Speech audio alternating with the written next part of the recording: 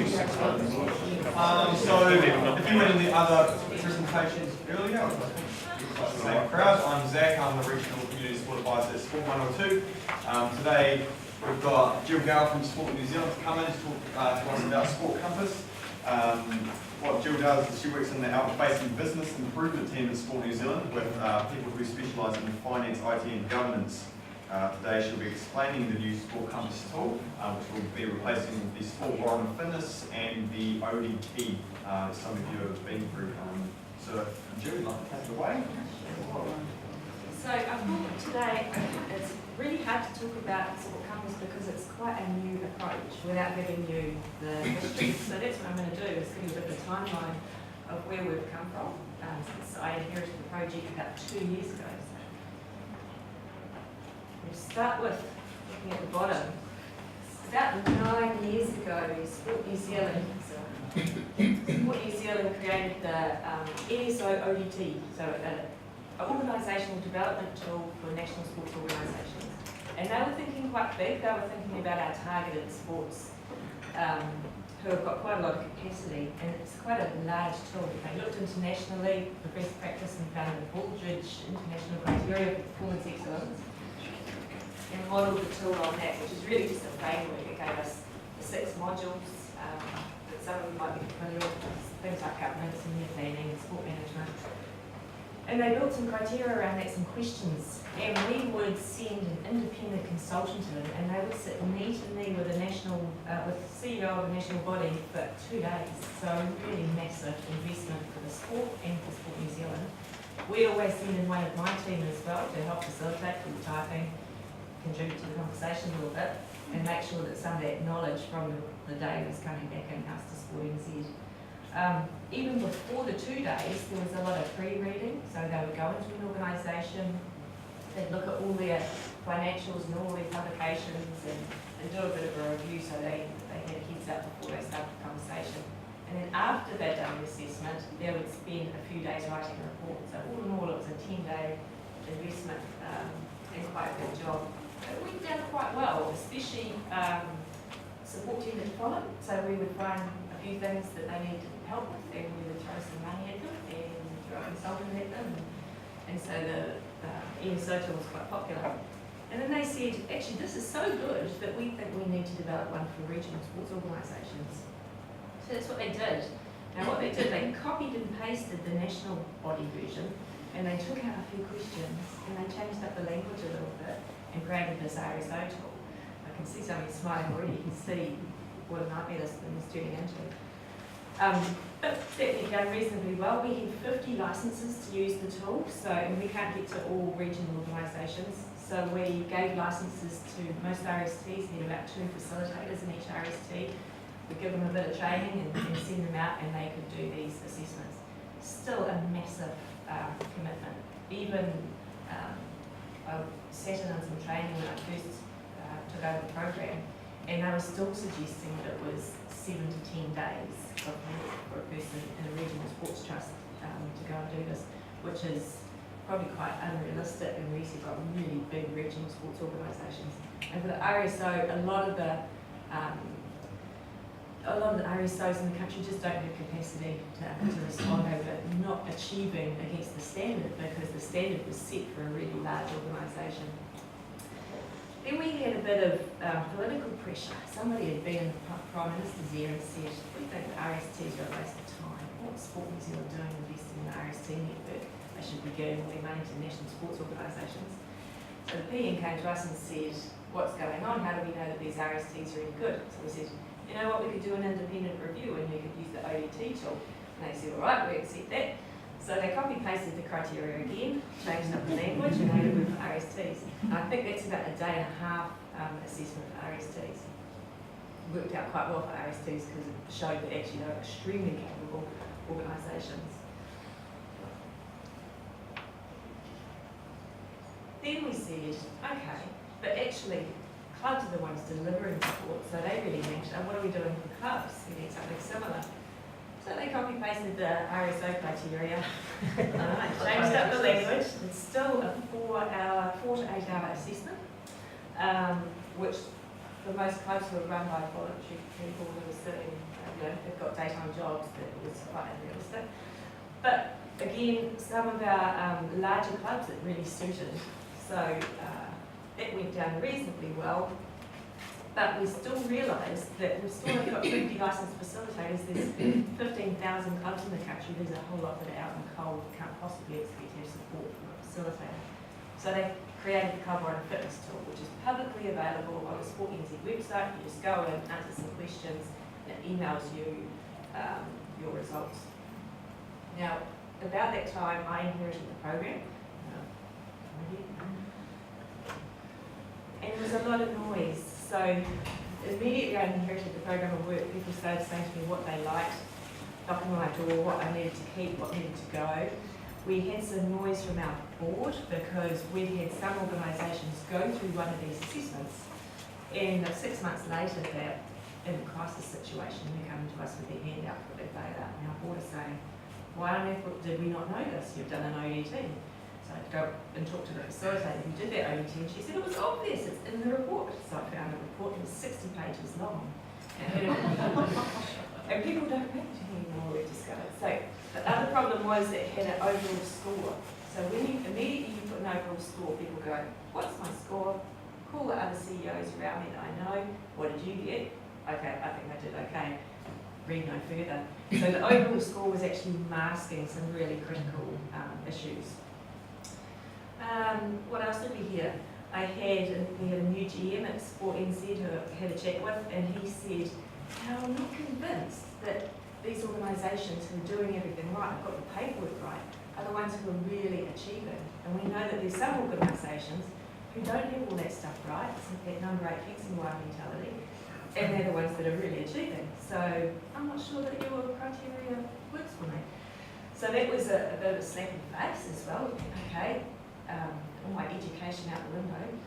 Then we had a look at the Sport New Zealand structure, and we have recently changed our whole mode of being really. We used to be very program oriented and we invest in programs. Now we're all about system build, so very consumer capability development. My unit is a capability development unit in the business sort of generic space, as actually the governance and the planning. But also, even in the community sport team, we now have subject matter experts in all these different areas. And I talked to some of my team about the way that they worked, and they saw that ODT as something that just happened over here that had nothing to do with them.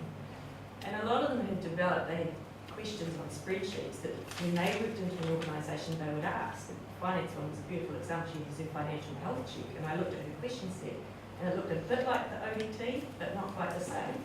So here she was duplicating, and a lot of my colleagues were also duplicating what was going on in the ODT. So I wonder if we could make the ODT the way that we work, a tool for the Sport New Zealand business, and shape it up so that it works for those people. We employ real specialists, they're absolute top of their game in their different specialist areas. So perhaps they should be developing the criteria instead of letting that happen through an external consultant. So that's what we did. We also recognised that the technology's shifted a lot in 7 years. It gives us a lot more potential to create one big tool that's highly flexible, can work for everybody, publicly available, so we're not limited by licenses. So we embarked on this recreation project. The first thing I did was look at the framework. When I looked across the Sport New Zealand business and chopped up all of the content in the ODT, I came up with 22 modules, so 22 different specialist areas, from coaching to talent development, to physical literacy, to governance, to planning, to HR. And I've actually put it on a wall at Sport New Zealand. I've got a list of modules that goes from the ceiling to the floor, because it was quite a rude awakening, I think, for us as an organisation. We realised that we had all these people going into the sector, and they all thought that their area was the silver bullet, and they're all saying, you need to get better at this thing or you're going to fall over. So we need to get a lot more clever and clear about what we require of sports organisations. But as a reflection, we've got an ex-NSO CEO in the house, and he said, look, I'm looking at that list of stuff and I need to be good at all those things. All those things matter. So we just need to be a bit more targeted and realise that we need to plan a pipeline of interventions perhaps. But it also made it clear there's no way that a small organisation or a club can cope with 22 different modules. So we created one module for small organisations, and that sort of reflects the scale of the Gower and fitness tool. So nice and small, really brief. But we're given ownership of most of the modules to people within the Sport New Zealand business. I'd say, look, you develop the content, this is your baby, you keep it fresh, make sure that the resources that follow are your responsibility. I didn't know who was going to own the small organisations module. I could probably make something up in a commerce degree, and most of us who've worked in the capability area could have a decent crack because it all tends to be the same old, same old. But at the same time, Sport Wellington had got a group of people from their region together to create a network of people who work into sports organisations. So there was somebody from the university, all the territorial authorities, the Regional Sports Trust and Regional Sports Organisations, and they created this little workshop group. And they'd been together before I spoke to them to discuss the problem they had in the Wellington region of improving capability with small, particularly clubs. And they'd come up with, they called them buckets of topics, like governance, like finance. And I'd already done a bit of a framework, and we looked at our frameworks and said, this is almost the same thing. So we had chat, negotiated over the language, and came up with a framework that we kind of agreed. And I said, let's get these people back in a room. So we had a workshop with that group. And I said, look, let's let the people who work with small orgs own the content. I'm not going to put my stamp on it. I want you guys to tell me what we should put in there. The new tool has got a completely different framework, so we kind of gamified it, recognising that some organisations are really professional and large and have good capacity and are very strategic, but that's not too many organisations. And we were giving the same list of criteria to every organisation, even if they're small or weak. Somebody in Hawke's Bay said to me, I can't take your tools to Wairau and talk to the gang member who runs the club there in your language about all the stuff that he doesn't understand or hear about. So that's how I started the workshop. He said, can we make this tool work just as well for that gang member in Wairau who's contributing to sport, he's contributing to really great social outcomes in his community, as well as it works for a cricket club in Remuera. So we started off by saying, let's break it into the absolute bare bones must-haves. When you work into a sports organisation, what do they really need to do to survive? Then nice-to-haves, and eventually we get to absolute best practice examples. So we did that. We spent the day, we worked on some of the topics. Had a lot of arguments because we were calling it good, better, best. What's good, better, best? And for some people, and I struggled as well, you couldn't get past the idea, well, you can't be a good club if you don't have a budget. But then I'd say to the room, but how many clubs do you know that have got a really good budget? And we have a good budget. Hardly any at all, actually. So, and they've been running for 90 years, so maybe the budget's not the thing, we're asking the wrong question. So we started calling it, instead of good, better, best, ABC, like first aid, airways, breathing, circulation. So the first thing we check is the airways. And so we ran with that language for quite a long time, because after coming back from that workshop, I said to my manager, I think this is a really worthwhile exercise, because as well as making sure that we've got the criteria right, all these people are really engaged with the tool, and they're going to be really great champions for the tool and understand exactly what we're trying to achieve. So he said, all right, ran a few of the other RSTs and see if we can pull together a few more workshops. So he told me later he expected maybe 3 or 4, but we actually had 10 workshops all around the country, and all the RSTs sent representatives even if they didn't run their own workshop. So we had 200 odd people, about 1,200 hours have been spent on this particular module to make sure that it's right. I guess the big change that we got to after about the 4th workshop, because there was lots of fighting, so we break out into tables and they'd agree what's absolute bare bones for a certain topic area. And what one person thought was absolutely fundamental, another person was like, no, you just don't need that. In my sport or in my area, that's not even a thing. And so after a few sessions like this, only common denominator really, rather than what you need, do you need a database, do you need a website? The common thing was the pain that people had. So why do you have a website? You have it for communication, maybe to attract new members. So we started asking about the symptoms of the lack of a website rather than the website itself. So we'd say, so could people who are interested in your sport find information about your organisation if they needed to?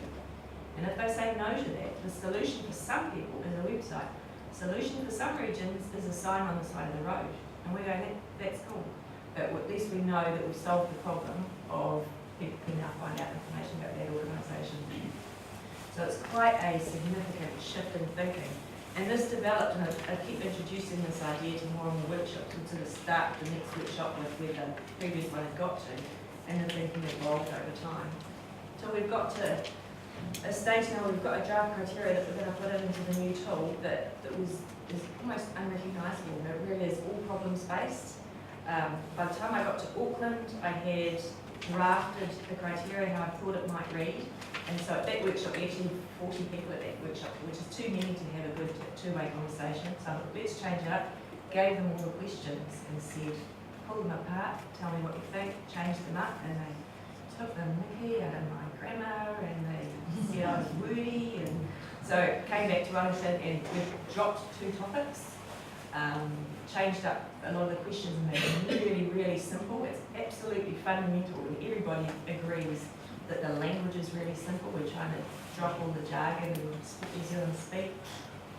And it really is, at the first pass, the questions are all about, are you going to fall over? Are you going to stop what you're doing now? Because usually it's money problems or people problems. Somebody's going to burn out. Because across the country, even in the metros, there's often one poor bugger at the top of the organisation who's doing everything, who's doing all the heavy lifting. And also at that first level, are you keeping people safe? So that's not about complying with the health and safety legislation either. We have lots of arguments about that. They actually put compliance with legislation as a second pass. That's in the nice to haves. So they said, initially, we just want people to be safe, and we're going to ask questions about safety. Later on, then we worry about whether we're actually going to get in trouble legally, which was a really interesting turn, but I think probably a good turn. And one of my colleagues is a health and safety person, and that's the message that she's spreading too with all the queries she's taking over the new health and safety legislation is just think about your people and keeping them safe first, and the rest will sort itself out. I can't remember what's on the next one, so we might as well go there. Right, so yeah, we've got this basic criteria that we're ready to go with. The technology was supposed to be delivered on the 18th of January, and I'm still waiting for it. We were going to release 30 June, so that's upon us, and I don't have time to do thorough testing because the technology hasn't come through yet. So, but it's very close, and we're almost there, but I've extended the Club Runner Fitness now for another 3 months, so that's not going to turn off for 3 months. And we will put out the new tool, but it will be, and we'll put it out nice and early for testing. So there's going to be a bit of an overlap, and we will use a few friendly organisations to go through the questions and say, this is not working, this is working. A really important part, which is going to have to be built on over time, is, okay, once we understand what's wrong, so if they say, yeah, we haven't got enough people running the place, or yeah, we haven't got enough people doing the work that needs doing, or we haven't got enough money. It's like, well, what happens next? So they're shot out into a section that says, well, if this is where you're at, here's a bunch of ideas that might help you solve those problems. And those ideas tend to look a bit more like the old Club Running Fitness tool. So it's like, if you really understood your purpose, or maybe if you got your constitution right, then you would have the right people on your committee, because sometimes it's the election process that's tripping you up. So it's really a foot in the door, the actual question set. But also I think it will provide some really useful insights to regional sports organisations. We're hoping to give visibility to regional and national bodies as well over the results of the assessments, so that they can be very helpful and see the insights and understand what's going on in the region, where the pain is. Because, as I was talking to you before, these organisations are really strapped and need to be very targeted in their approach to building capability. So we want to make sure it's the right thing. So this is where we are. We're just about ready to do a pilot release. 3 months time, Gower and Fitness will switch off. And final slide. This is our thinking now. So it's all about sustaining and safety at the first level. Once they're achieving that, then it's really about having more satisfied people. So, okay, bare bones, you have enough people to do the coaching, but maybe they're all obnoxious. That's okay. In some regions it seems to be life. But can we make your volunteers and your players, participants, spectators even more satisfied? That seems to be the next step. And then the third level is being really clever and strategic and future focused. And that just fell out of the workshop series. So it didn't matter which region I was in, they were putting post-it notes up in this is most important, this is next, and this is next. And that's basically how it flowed. And it makes pretty good sense. You know, if you're purging money, then you haven't got the time to be very clever and strategic and future focused. So yeah, quite a significant change, but hopefully once you see it, you will find it quite useful too. Any questions? So, just carry on from the last workshop, does this not conflict with the last workshop we just had about sport, viewing Warren Fitness for clubs? Which different. It's a different sort of concept in the sense that they've almost got a law component which they're calling the warrant of fitness. so it's more like a legal Warren Fitness. Yeah. That's So how I understood it. not conflicting at all. So maybe one of our questions might be, probably at second level, might be something like, do you feel like, or do you have somebody that you can trust to make sure that you're compliant with the law? And if they say no, then we might point them to people like the people who just ran the last workshop. So there can be all sorts of solutions. Is it online, and are you able to collate some of the, I suppose, the themes that might be coming out of where, Absolutely. and then feed it back into the likes of Yeah, so it is online, and the RSTs will actually have access. So if somebody has indicated that they are associated with a certain region, the RST will be able to have certain insights at their fingertips at any time. But also at the year end, so the opportunity is there to do one assessment per annum, is how it is, and it's per calendar year. So as at 31st of December, the 2016 one is done, and it's about moving on to 2017. And at that date, we do a massive data dump, and we'll be doing a report based on that, an insights report for the whole country. Because it should be fascinating, you know, if clubs throughout the country, within a certain code or within a certain region, are exhibiting the same kinds of problems, we haven't got enough space to do what we want to do. We don't have enough money to do what we want to do. That's some massively valuable information for RSCs and yes. I think I heard you say that we're going to give it to national sporting organisations or friendly national sporting organisations. Interesting.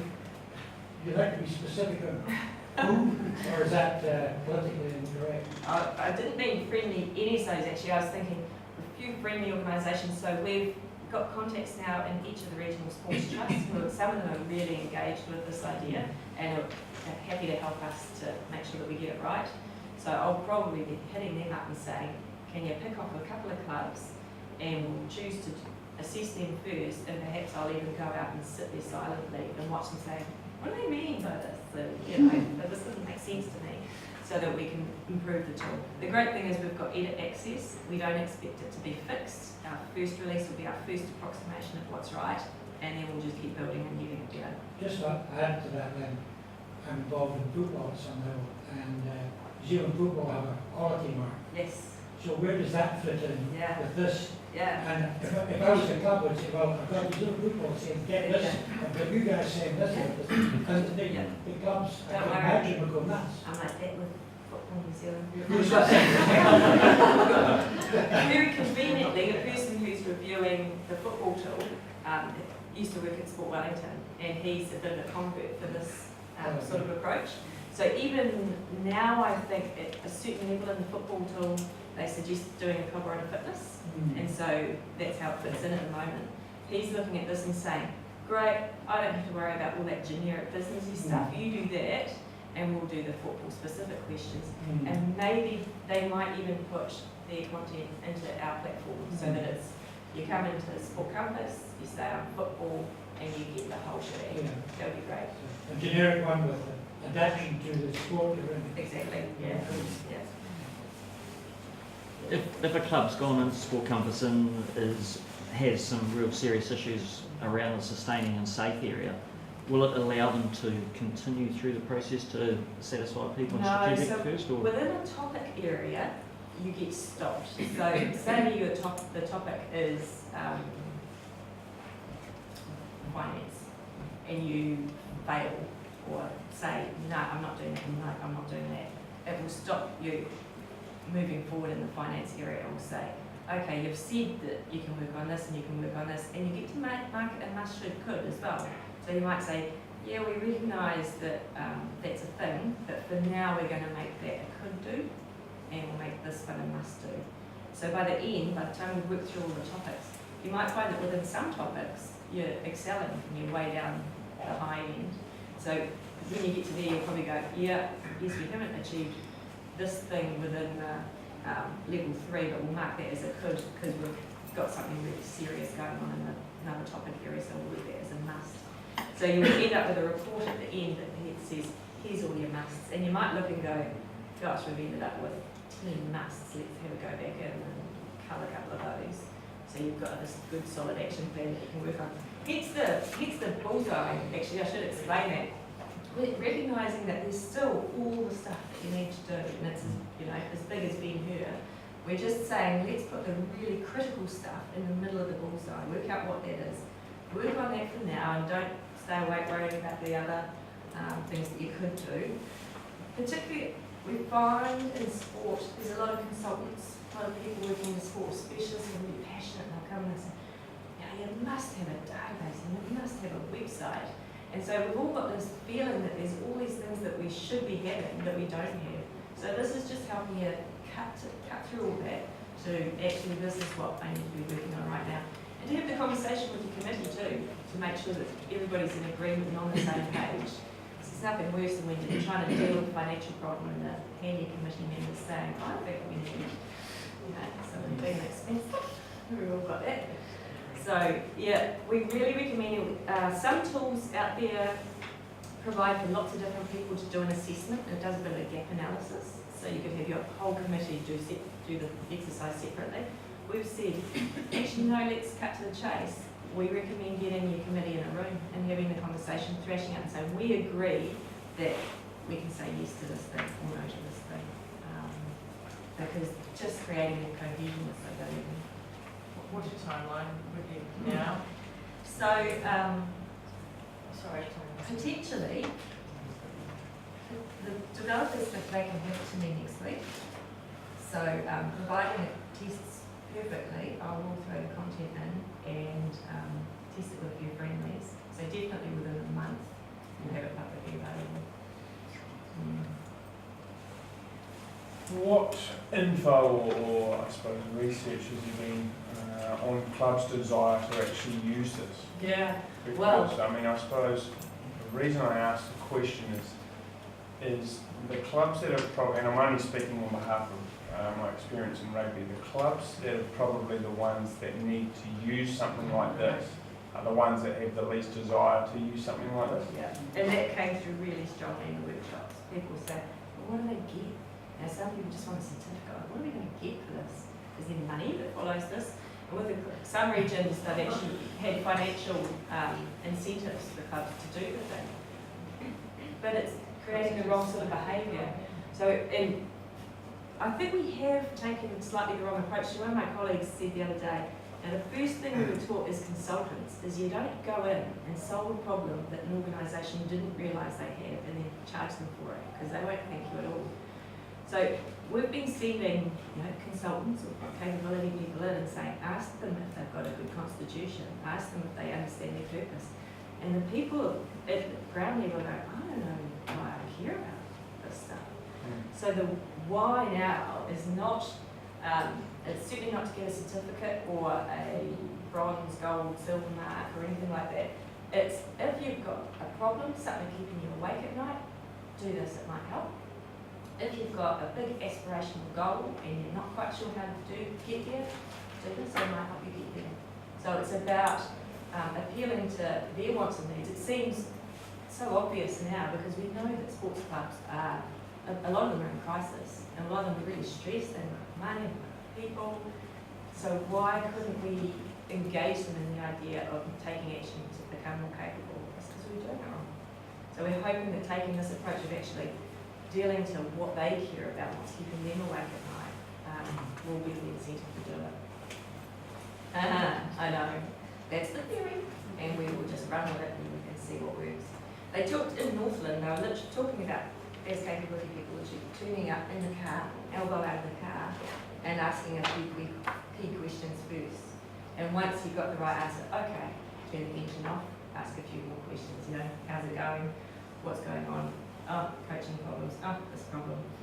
And once you've got the engagement that you need, okay, it's worth me getting out of the car, let's run through this and see if we can find some help solutions to those problems. So not knowing too much about the tool itself, if they have identified those issues already, this tool will tell them basically what they need to do to fix it, or are we going down the same road as the Warren Fitness where it's just fine as sky? A really key thing, and this is it will start light, to be honest, but we intend to build on it over time, is the solutions. So when they say, okay, we have a serious problem with our committee or people leaving the place, then they're stopped and they're given a bunch of ideas. And we would like to have video, links to all sorts of resources and templates.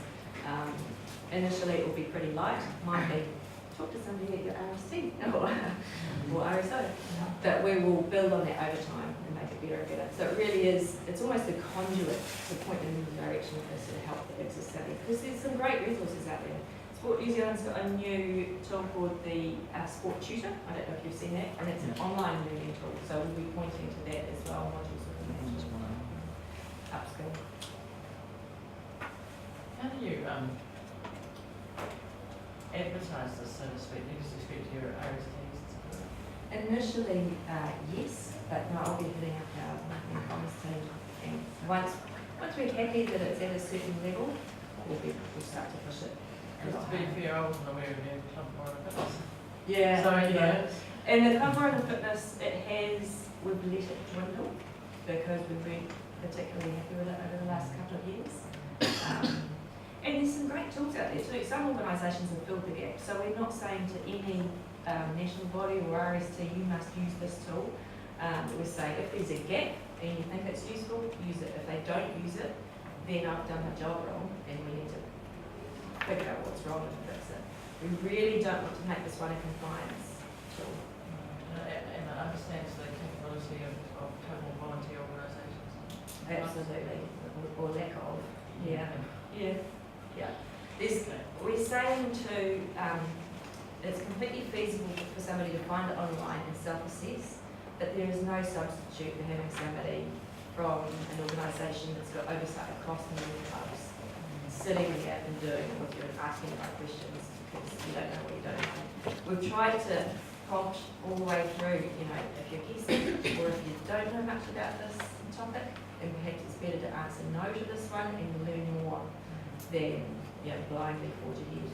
But yeah, you can't replace a good coach.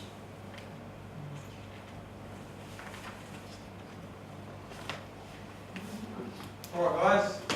Just like to publicly thank Jill for coming down.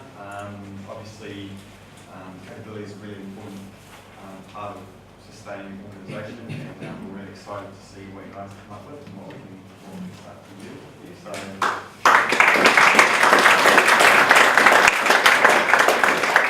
yeah, we like you so much that we got you a gift. So, it's not that hot, apparently. Because if you guys, any of you guys want to talk about capability with Sport 102, obviously we've got our expertise as well, and if you'd like to complete a Warren Fitness calling, before the 3 months is up, we can obviously guide you and help you through that process. So either, again, come talk to me, give you a card, or we can pass you on directly to Jill, who's always ready to talk. So So yes, thank you very much. Thank you. Yes, I'll grab everything for you. Next presentation is grants. So in this room, it'll be about 10 minutes and then there's grants.